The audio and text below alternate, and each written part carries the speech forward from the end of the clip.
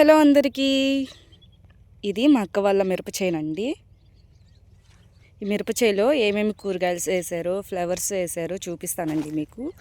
ఇది వచ్చేసి చిక్కుడు చెట్టు, ఇప్పుడే ఫ్లవర్స్ పూసినాయి, కొన్నిటికి కాయలు కూడా వచ్చినాయి.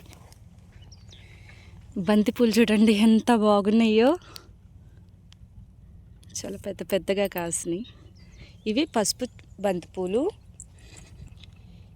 ఎర్ర బంతిపూలు. ఇది కూడా చూడండి ఎంత పెద్ద పువ్వో. మిరప చేలకి పూల చెట్లు వేస్తే చాలా అందంగా ఉండిద్దండి, దిష్టి తగలకుండా కూడా ఉంటుంది. ఇవి వచ్చేసి తినే మిరగాయలండి. ఒక పట్టె మొత్తం మేము తినే మిరగాయలు వేసుకుంటాము. అటు సైడ్ మొత్తం తేజ ఇత్తనం అనమాట. ఇది ఎర్ర తోటకూర అండి, ఎంత పెద్ద చెట్టు అయిందో చూడండి. తోటకూర పప్పు అయితే చాలా టేస్ట్గా ఉంటుంది. వంకాయ చెట్లు, ఇవన్నీ వంకాయ చెట్లేనండి, చాలా వేసింది వంకాయ అయితే.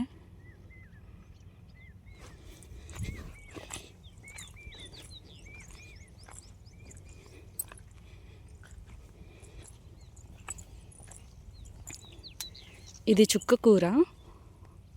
చుక్కకూర కూడా పప్పులో పెట్టుకుంటే సూపర్ అంటే సూపర్ ఉంటుంది పప్పు కూడా. ఇవి టమోటా చెట్లు, ఎన్ని కాయలో చూడండి.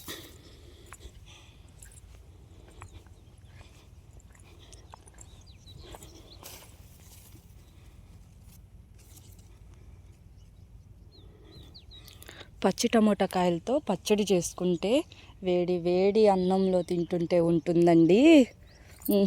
స్వర్గం అంచుల దాకా వెళ్ళి రావచ్చు, అంత టేస్టీగా ఉంటుందండి పచ్చి టమోటాలతో పచ్చడి. ఈ వీడియో కానీ మీకు నచ్చితే లైక్ చేయండి, షేర్ చేయండి, కామెంట్ చేయండి. Please subscribe.